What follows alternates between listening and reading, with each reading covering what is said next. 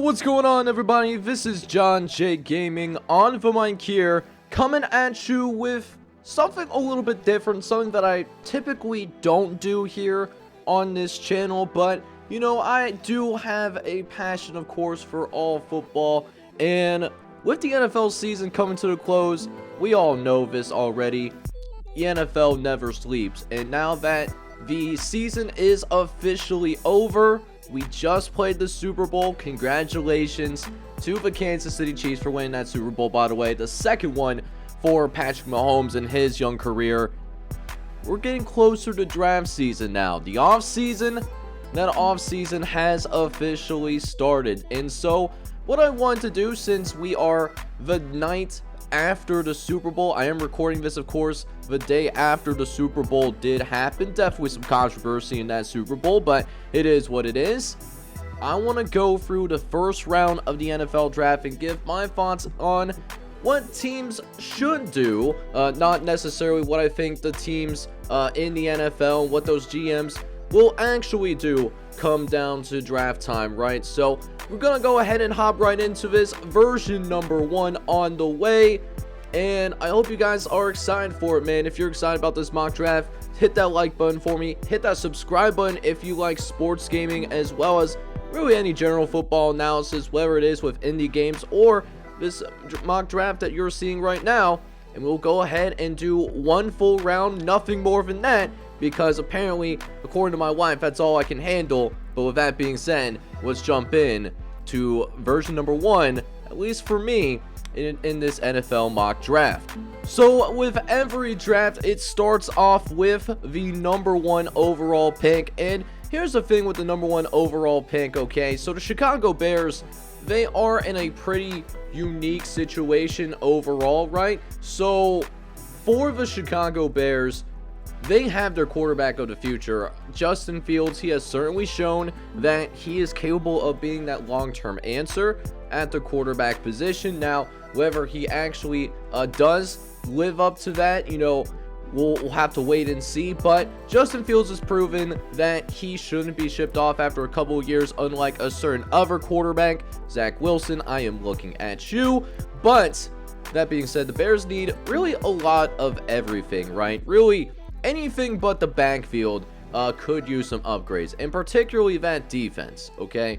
So if the Bears did end up trading down from the number 1 overall selection, that would make a lot of sense. You know, get yourself some more draft picks so that you can build this roster a little bit more. But let's say the Chicago Bears, they don't trade from that number 1 selection. They decide to actually make a pick at the number 1 overall pick, and I think there's an elite defensive lineman that is here at number 1. Jalen Carter is just that type of guy, right? What he's been able to do this year, there's a reason why after all of those Georgia Bulldogs end up going to the NFL, that there really wasn't that much of a drop-off. Jalen Carter is a big reason for that. He's just a very athletic man, very big dude, has that versatility as well, and we've shown that throughout the season. So with the number 1 overall selection, I think if the Bears, of course, do not trade down from that number 1 pick, I think they will go with Jalen Carter. So that does take us to the Houston Texans now, who are picking number 2 in this year's NFL draft. Lovie Smith said, screw your rebuild and your tanking. So they're picking at number 2, but in this scenario, no one jumps over the Houston Texans here to pick up who I personally think is the quarterback 1 in this draft. And I am saying this also as an Ohio State fan as well. I think Bryce Young is that quarterback 1. While he's not as good of a passer, in my opinion, as CJ Stroud is, I do think he has that dual threat ability, and that showed time and time again when Alabama was in these close and contested games.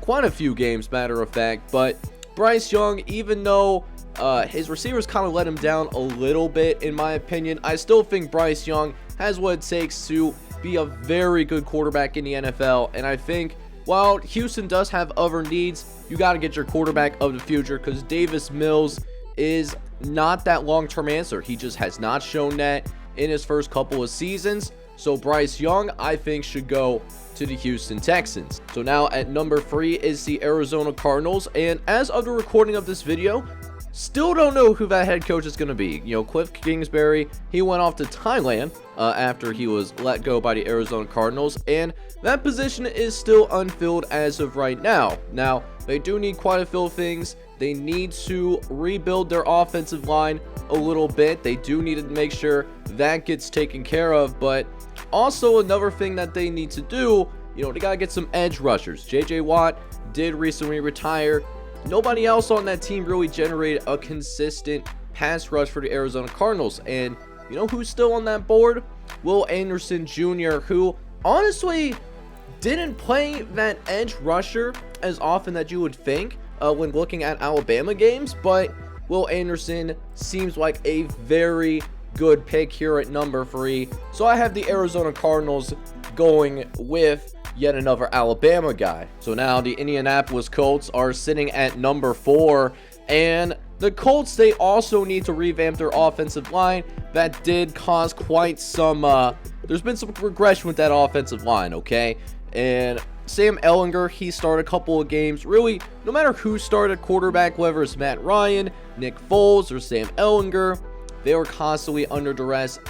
Not a lot of talk about the Indianapolis Colts, but they had one of the worst offensive lines in the NFL. They could use multiple linemen in this draft, but they also need a quarterback. We know that Matt Ryan did not work out. Carson Wentz did not work out. Phillip Rivers did not take them to the promised land. And Jacoby Brissett, you know, he was okay when he started right after Andrew Luck retired, but they've been on this carousel of veteran quarterbacks, and I think it's time not only to stop the wheel, you got to break that wheel. And I said this earlier in this mock draft, I think CJ Stroud is the best passer, and honestly an underrated wide receiver core. Get yourself that quarterback that can get those receivers the football, and I think CJ Stroud would be a fantastic pick at number 4. So then at number 5, we got the Seattle Seahawks, and the Seattle Seahawks, this was a great season for them. They were expected to rebuild. I don't think anyone is shocked that they were picking in the top 5, top 10, but how they're picking in the top 5 is a little bit surprising. This is Denver's pick here at number 5. Seattle's actually drafting at number 20 because they actually made the NFL playoffs. Geno Smith actually showed some great things in this season. I'm sure they will try to bring him back as long as the price is right. But looking at what the Seattle Seahawks need to do moving forward. So the Seattle Seahawks, this is a team here that could very well use some help on the defensive line, get yourself some pass rushers moving forward, and also could use some offensive line help. That offensive line is still a little bit on the sketchy side, right? So really interesting to see where they go as we move forward in this draft process. But for me personally, I think if you're the Seattle Seahawks, you need to have a good defensive line to have any chance of winning in the trenches in the NFL. And I'm looking at what Seattle should be doing, and I'm looking around this draft board. I'm thinking about a Brian Breezy, possibly. That could be an option. Lucas Van Ness, I think he should go in the top 5. So I'm kind of erring on the side of caution. Myles Murphy, though, I think Myles Murphy should be that pick. You know, just looking at Myles Murphy, he's a power rusher. He's going to be a little bit of a project early down edge, but I think Seattle, this would be a good fit for him personally. So I'm going to go with Myles Murphy here from Clemson with the number 5 overall selection. Now, as for the Detroit Lions, they're picking at number 6 in the NFL draft, and like the Seattle Seahawks before them, they also need some interior line help. Getting yourself a defensive lineman would also be a pretty good idea as well. Linebacker could also make some sense here, but there really isn't a early first round caliber linebacker at this point. So I think if you're the Detroit Lions, who, by the way, this is the LA Rams pick, and this is as a result of the Matthew Stafford trade, I think you gotta go with a defensive lineman. Pair your future star in Aiden Hutchinson, who showed really some good things, was very close to winning Defensive Rookie of the Year. That ultimately went to Sauce Gardner. You know, a lot of receivers getting lost in the sauce. But that being said, I'm looking at another fellow Clemson Tiger in Bryan Bresee. Seems like a high character guy, has that college production as well, and helping Clemson being very successful. Ultimately, those Clemson Tigers going and winning the ACC championship game. But Bryan Bresee, I'm going to go rock with him, and he's my number 6 overall selection. Now at number 7, we got the Las Vegas Raiders, and as of right now, it is expected that David Carr is going to be released, right? So Carr, he is not going to waive his no trade clause, so he is expected to be released.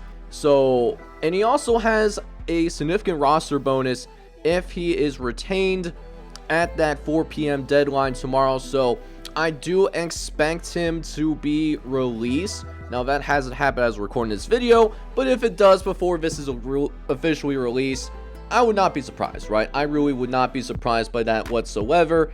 So Raiders are going to need a quarterback, and who I'm looking at is Will Levis here. I know he doesn't necessarily have the production that you're looking for from a top 10 quarterback like CJ Stroud and Bryce Young, but Will Levis has NFL traits. He's got a big arm. You know, he has spent some time in a pro offense. Could be a little bit of a boom or bust, but that being said, and again, as we're recording this video, whoever's going to be the next quarterback for the Las Vegas Raiders, he's going to have weapons to work with as well. Devontae Adams is still there. Hunter Renfrow is a fine slot receiver. Darren Waller's a pretty good tight end as well. And if they do bring back Josh Jacobs, who could be going into free agency because they did decline that 5th-year option, you could have yourself a pretty good running game there too. So, and of course, they got to work on that offensive line. But at number 7, I could see the Raiders selecting Will Levis and him being that 3rd quarterback taken off the board. So now we got the Atlanta Falcons at number 8, and they're still in their rebuild as of last year. So one of the needs that they do have listed is quarterback, and I do disagree with that because Desmond Ridder did end up getting drafted last year, and he showed some good stuff in the preseason, had some flashes in those last few regular season games once Marcus Mariota was permanently benched. So I don't think the Falcons should go with a quarterback route. I think it's a little bit too early to be thinking about that. I say, let me see what they have in Desmond Ridder. You know, you got Drake London, you got Kyle Pitts as well. If they can figure out how to properly utilize Kyle Pitts, Cordero Patterson, he's a fine running back as well. I think if anything, you got to get some edge rushers, you got to get some defenders, and at that point, I'm looking at Tyree Wilson, good edge rusher from Texas Tech. That's where I see the Atlanta Falcons going at number 8. Now at number 9, I see a little bit of a different situation with the Carolina Panthers. Okay, so the Carolina Panthers, they drafted Matt Corral last year, the quarterback out of Ole Miss, but that was with a previous coaching staff. There's a new coaching staff in place there down in Carolina, so I don't think that they don't have any reason to be invested in Matt Corral. That's not their quarterback, right? And you obviously need a quarterback. Sam Darnold, he's not that guy. He really is not. But they do have an underrated defense, so at least their defense is going to keep them in games. They could also use a couple of weapons, whether that be a running back, since they did trade away Christian McCaffrey. You know, tight end's a big question mark as well. I'm thinking Anthony Richardson, and the reason why I'm saying Anthony Richardson, he's the ultimate boom or bust, okay? He has actually had some good sparks, as Florida did have some pro passing concepts down there in the SEC, and they could still ride with Sam Darnold. I know that's not very popular with Panthers fans, but I don't think Anthony Richardson is ready to start day one. I just don't see that happening. But you can get a veteran quarterback in there as well. Have someone, a mentor for Anthony Richardson, groom him up, and then maybe late in his rookie season or even year number 2, you unleash him because he has NFL tools. He's very athletic, that's very important in today's NFL, as guys just all across the board are more athletic. So I think the Panthers, they go for that risk a little bit and get yourself Anthony Richardson at number 9. Meanwhile, the Philadelphia Eagles here, they were very close to winning a Super Bowl, but not only were they just a few points away from winning, it was a very close, tightly contested game. They still have a pretty complete roster. Now, they'll have some questions on the offensive line, especially considering Jason Kelce could retire with this season being over. He is 36 years old, and once you get to 30 plus as an NFL lineman, that downgrade, that aging process, not very kind, right? So Jason Kelce is definitely the exception and not the rule. So I could go with an offensive lineman. That really could be the case. Maybe you look at a Paris Johnson Jr. if he does have the ability to go over to others positions, which he could do possibly. But what if you see how the Bengals did, right? The Bengals, they got that Migos receiving core, right? Jamar Chase, T. Higgins, and also Tyler Boyd. That's a dangerous combo. What if you get that going over here in Philadelphia as well? I mean, Quentin Johnson still on the board, the wide receiver from TCU. He tore up the Michigan secondary and had a lot of big plays there for Max Duggan in TCU's campaign to make it to their first college football playoff since the 14 college football playoff was first implemented. So I think they complete Migos. You already got AJ Brown. You already got Devontae Smith. Get yourself Quentin Johnson and really strike fear in NFL defenses. Now at number 11, the Tennessee Titans, they certainly could use a wide receiver. Wide receiver would make a lot of sense. Their receiving core without AJ Brown, doo-doo. It is straight doo-doo. It is not good, but they could also use offensive line help. And Derrick Henry, he's still the vocal point of your offense as of right now. So I talked about Paris Johnson Jr. possibly going with pick number 10, but for Tennessee Titans, I feel like that makes a lot of sense. Rejuvenate your offensive line. Give yourself somebody with some serious power. Really all-around offensive lineman at Ohio State. I can see Paris Johnson Jr. going there. Now, as for the Houston Texans, this is actually the Cleveland selection. This came from the Deshaun Watson trade that we experienced. They already got their quarterback of the future. They got Bryce Young. They could use an offensive lineman. They could use a center, but centers, you can pick them up third, fourth round, and could be fine. There's been some gems in the fourth round for offensive linemen. Cordell Volson, most recently for the Cincinnati Bengals, comes to mind there, but you can also get yourself an edge guy. And Lucas Van Ness, I personally think is very underrated. I think Van Ness is a guy that's had some very good games, particularly at Iowa State. Very versatile guy. He can win at the pad level, so that's very good for run support as well. And listen, you're picking in the top 5 for a reason. You need talent, so I think Luka Van Ness is a little bit underrated, and I can see him going to the Houston Texans here at number 12. Meanwhile, at number 13 is the New York Jets, and obviously the Jets are going to need a quarterback. Now, whether that's done through the draft or through free agency, that remains to be seen, even though it has been rumored that Aaron Rodgers could very well go to the Jets if he no longer wants to play for the Green Bay Packers. Obviously, top 4 quarterbacks are gone, so I don't see the Jets going with a first-round quarterback yet again. However, they could use a little bit of help on that offensive line. And Peter Skoronski, he's still on the board. I think Northwestern, for how bad their football team has been, they have developed some very good offensive linemen over the past few draft cycles. I could see Peter Skoronski, the tackle from Northwestern, going to the New York Jets here. I think that selection makes a lot of sense, and it also spurs the New England Patriots as well, because they're a team that's really looking for an offensive lineman. They're looking for a tackle.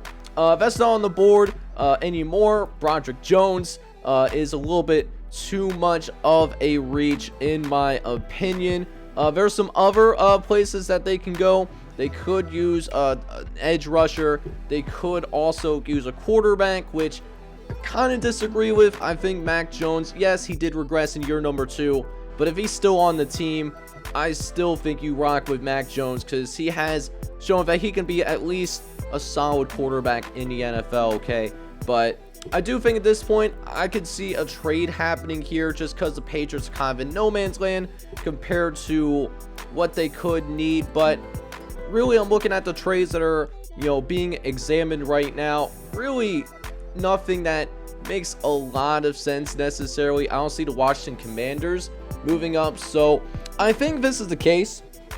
With that being said, you look at the best available player, and I think the best available player on this list is Devin Witherspoon. I think he's a heck of a football player, and even though it's not a need, you can get yourself a guy that, is going to be pretty important when you're looking at the other teams in your division. The Jets have a good receiving room. The Miami Dolphins, they got that dangerous duo in Jalen Waddle and Tyreek Hill. Buffalo Bills, they got some nice receivers too. Stephon Diggs and Greg Davis. Get yourself somebody with the ability to cover wide receiver 1. So from that perspective, to counteract those other teams in the AFC East, as well as the top 5 flight teams in the AFC in general, I think Devin Witherspoon as a best available type selection. I think that makes a lot of sense. Now the Green Bay Packers are next, and who knows what's going to happen to the Green Bay Packers. We'll see how they do things with their quarterback situation.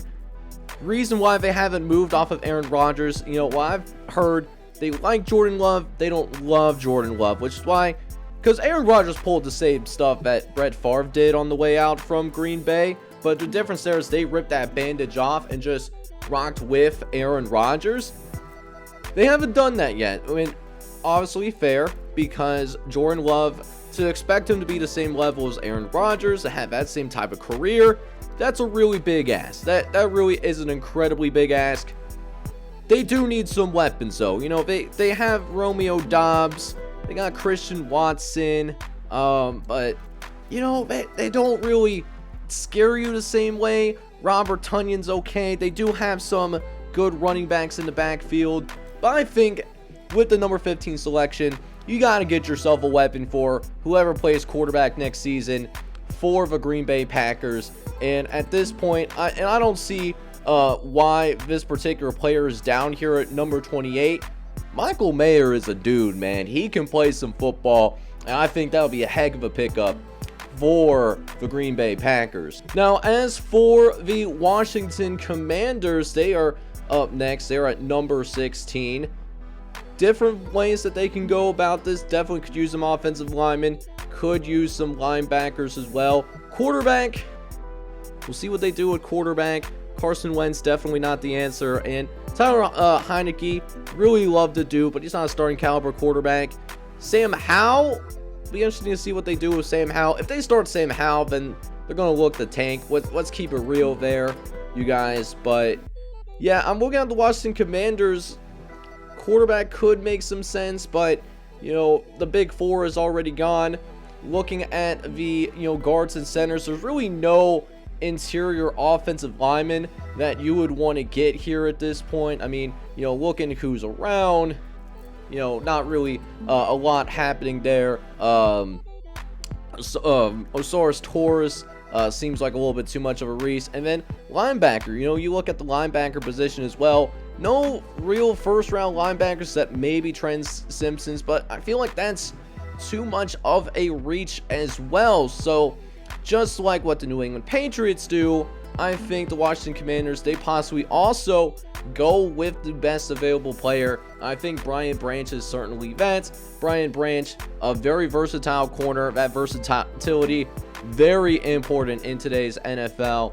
But I'm going to go with Brian Branch here with the Washington Commanders. So now the Pittsburgh Steelers are on the clock at number 17. And kind of the same principle that I gave with the New England Patriots.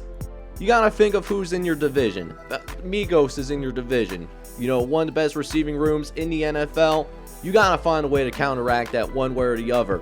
Linebacker could make some sense. A linebacker that can come out and get to the quarterback. That's obviously very important. Generate that pass rush outside of TJ Watt, because when TJ Watt was not in on the field for the Steelers, they really suffered. So I'm looking at Christian Gonzalez. With that being said, not only is he the best available player, but get yourself a corner that can help counteract Migos in your own division and try to maybe give Joe Burrow a little bit harder of a time. I can see Christian Gonzalez, the corner out of Oregon, going to the Pittsburgh Steelers. Now, as for the Detroit Lions, this is actually their second pick. They did pick Brian Breesy earlier. He's an interior linebacker. Could they go corner here? Corner could be a choice. Linebacker could also potentially be a choice as well. Or maybe they go and explore some trade options. Could that be a thing? You know, I know the Seahawks would like to try to move up possibly.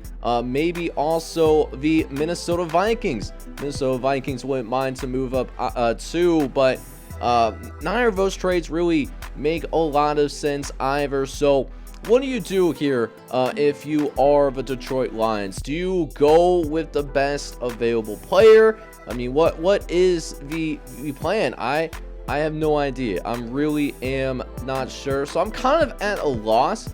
Technically, I could see Jackson Smith-Njigba. He could be the best player available on the board, right? They could do that. Kalai Kansey, PFF has him ranked in the top 15, and I really disagree with that, to be honest. I actually don't see him as a first-round guy. I see him a little bit closer to that ADP of 37.8, more of that second-round caliber of player. And also for the wide receivers, you know, Detroit is fine on wide receivers. They got a bunch of talent over there. St. Brown, you know, Jamison Williams is out there as well. This is a great offense here. So maybe they go with the best available defensive player. But that being said, who is the best defensive player? You know, is it a Nolan Smith? Could they get, you know, an extra offensive lineman? Because, you know, offensive line, you can never have too many offensive linemen in the NFL. And Anton Harrison, he's a pretty good tackle. He's got a mean streak to him for sure. So, yes, he's ranked at number 30. So maybe PFF sees it as a little bit of a reach. But Anton Harrison, he has that ability to really do like those pull runs. So I think you're the Detroit Lions. Also kind of go with the best offensive player on the board, because nothing else really kind of strikes you as something that you necessarily want. So I'm going to go with Anton Harrison with the Detroit Lions. Meanwhile, for the Tampa Bay Buccaneers, Tampa Bay, they definitely need a quarterback. That is something that does need to happen for sure. But they also could use some other things. They could use a new tight end. Could get yourself a couple of offensive linemen. Maybe some interior on the defensive line. Maybe a Kalai Kansey. Could that be an option? Not too terribly sure, but that being said, maybe you look at Broderick Jones here. You know, another tackle here from Georgia. Broderick Jones is someone that I, you know, could like, because yes, he is listed as a tackle, as you guys can see, but he also has the ability to play guard. He does have that ability to play guard. 6'4", 310 pounds. He does have that innate ability, and that's exactly what the Tampa Bay Buccaneers need. So I'm going to go with Broderick Jones here at number 19. He'll be playing for the Tampa Bay Buccaneers. So now here we are with pick number 20 in the NFL draft. And for the Seattle Seahawks, this is also their second first-round pick. They did go defensive line with their very first pick. Now, could you find yourself going after some offensive linemen on the interior? You know, you got the Seattle Seahawks. Who's still available on that board that really sticks out? Jackson Smith-Njigba, possibly. Zay Flowers, Jordan Addison. You know, those type of players. Nolan Smith, you want to get yourself an edge, which, honestly, if you're the Seattle Seahawks, you really need multiple defensive linemen, right? You know, that defensive lineman got to get better in the trenches. So I'm looking at Nolan Smith, and yes, they did already pick up a edge rusher in Myles Murphy, but why not get yourself another edge rusher here? Get yourself a combo that could potentially play together for the next decade. And I'm going to go with Nolan Smith here for pick number 20. Miami Dolphins do forfeit their first round selection because of the tampering charges for Tom Brady a couple of seasons ago. So now I think at this point we do start to see a little bit of a run on wide receivers for the LA Chargers. They're at number 21. LA Chargers, they could use some wide receiver help for sure. Mike Williams is a little bit injury prone, and Keenan Allen's getting old, so I think you get yourself a wide receiver with that in mind. I think Jackson Smith-Njigba, he's the best wide receiver on coming out of the NFL. Not as good as Marvin Harrison Jr. He could be a top 5-10 pick when it's all said and done, but Jackson Smith-Njigba I'm seeing going to the LA Chargers, and that's a great fit. And then meanwhile for the Baltimore Ravens, they also could very well use a wide receiver as well. Zay Flowers has really shot up draft boards. He has really impressed at senior day. I could see Zay Flowers going to the Baltimore Ravens, so not far of a trip going from Boston to Baltimore. And now we get to pick number 23. We thought about trading up with the Minnesota Vikings earlier, but did choose not to do that. And now we look at Joey Porter Jr.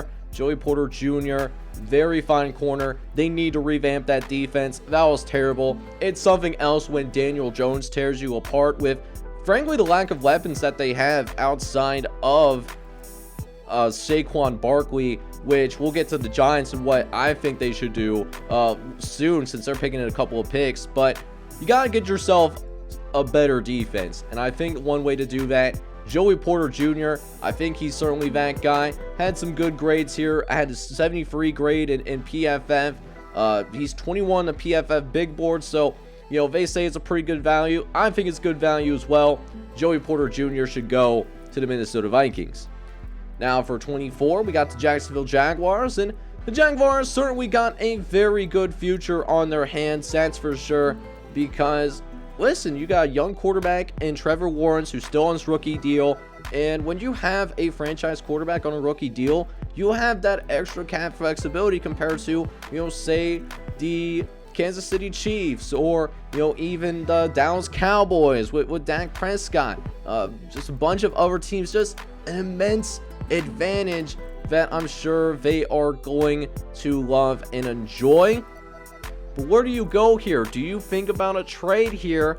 You know, I think a trade could possibly be on the table, or Osiris Torrance is available. You could go with Osiris Torrance. We're just looking around and see who else is out there.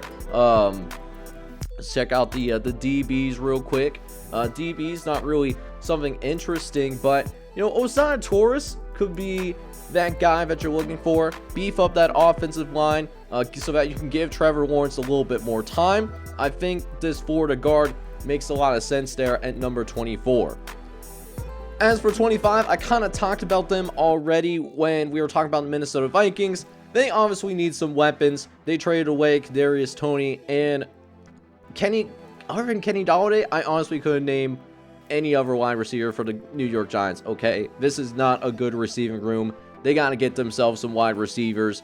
Jordan Addison from USC makes a lot of sense. You know, help make Caleb Williams propel himself to a Heisman campaign. I think Jordan Addison's going to be a very good player here for the New York Giants. Now, as for pick number 26, they could also use a wide receiver as well, because other than CeeDee Lamb and Dallas Goedert, you know, not really a lot going on here, right? You know, not really something that's gonna, you know, put a lot of fear in your heart or anything like that. So where do they go? They could go with wide receiver, but those big time wide receivers, they're gone. You know, those first round caliber wide receivers, you know, I don't really see them going here in particular. But linebacker though, Trent Simpson's still on the board.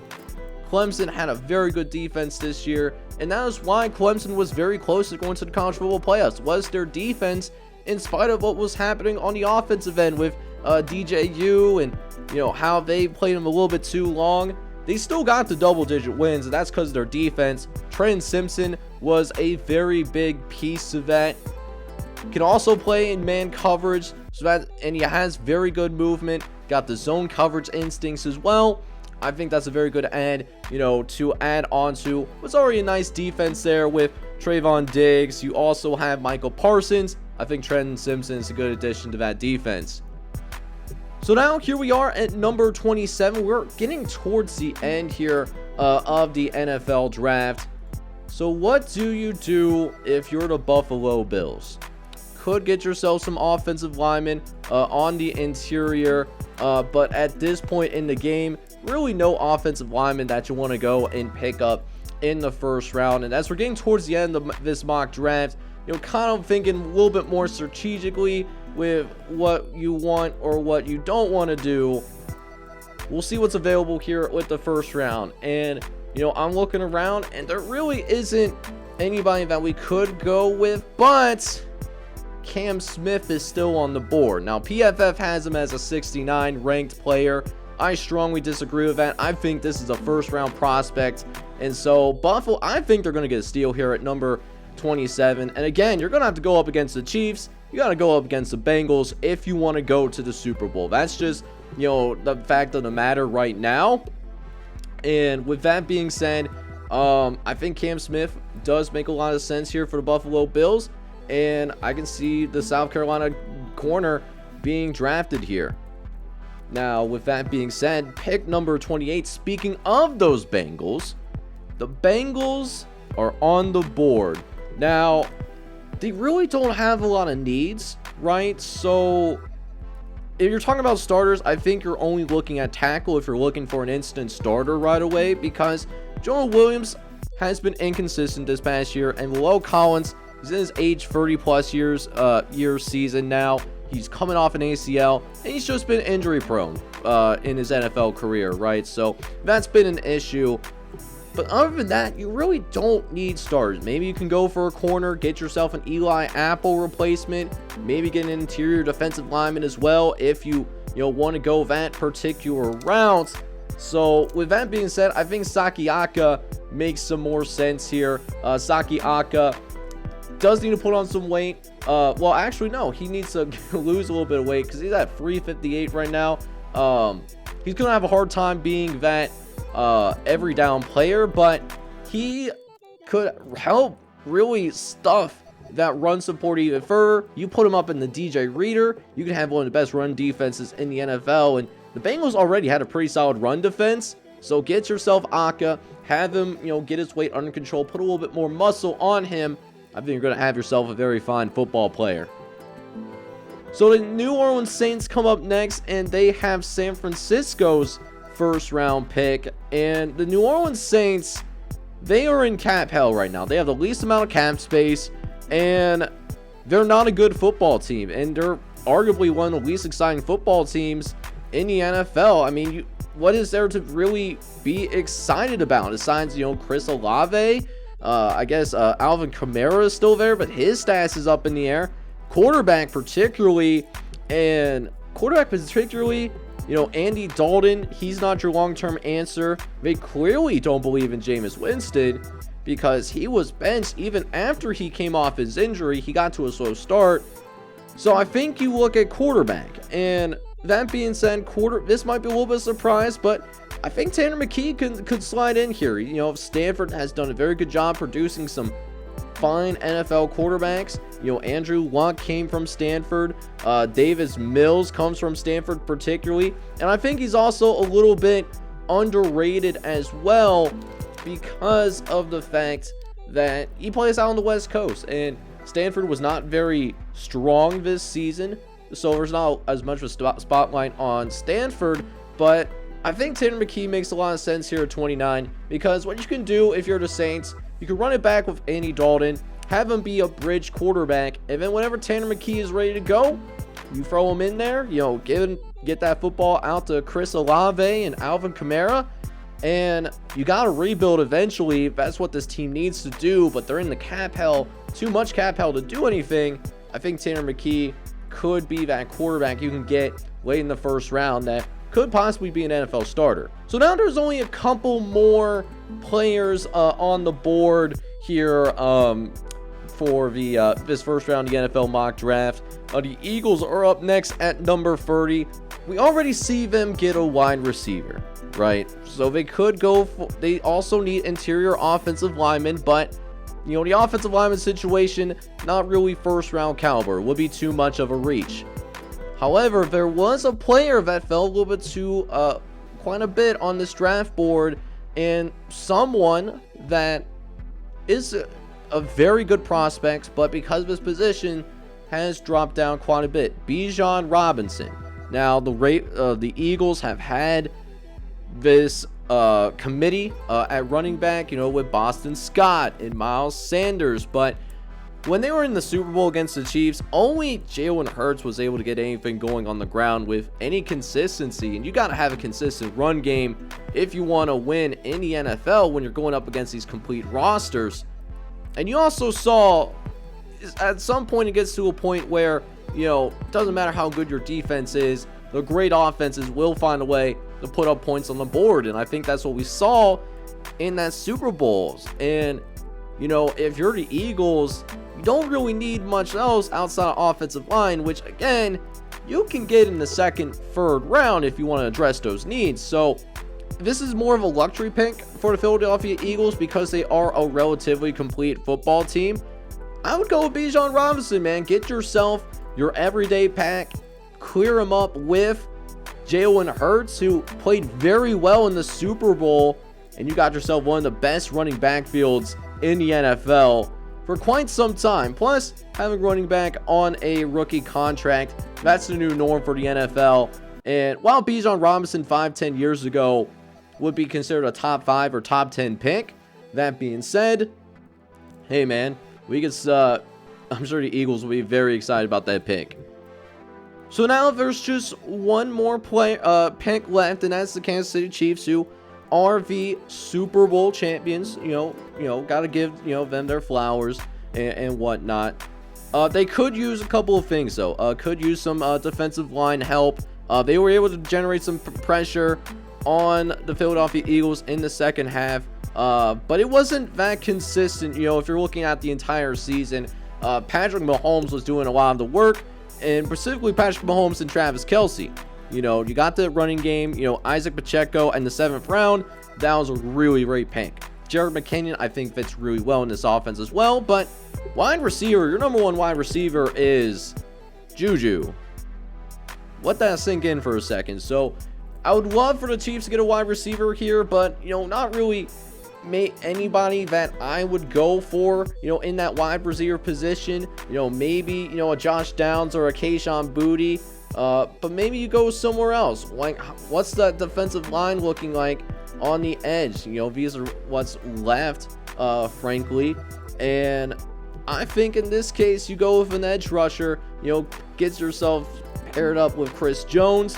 And with the final pick in the first round of the NFL draft, I think BJ Olorie should go to the Kansas City Chiefs. And that would be my final first round selection in the first version, I should say, of my mock draft. So guys, that will wrap things up here. This is what my final first round draft board does look like. What do you guys think about it? Do you agree with it? If you disagree with it, tell me why in the comment section, man. I'd love to hear your thoughts on this. There will be more versions released as we get a little bit closer to the NFL draft. Every time that there is a trade that goes down that does involve one of these first round picks or a monumental signing by another team, I will put out more versions. But with that being said, that's all for version number 1 for right now. I hope you guys enjoyed it. Hit that like button. Hit subscribe if you're brand new, by the way, as I not only do, you know, NFL mock drafts, obviously, I also have my own original sports gaming content with the NCAA games. I also have some analysis on these indie games like varsity football and maximum football every once in a while. So, yeah, man, come join the ride. Come join this community, man. And with that, I'm going to sign off. I'm hoping you're all out there having a good one. Take care, everybody.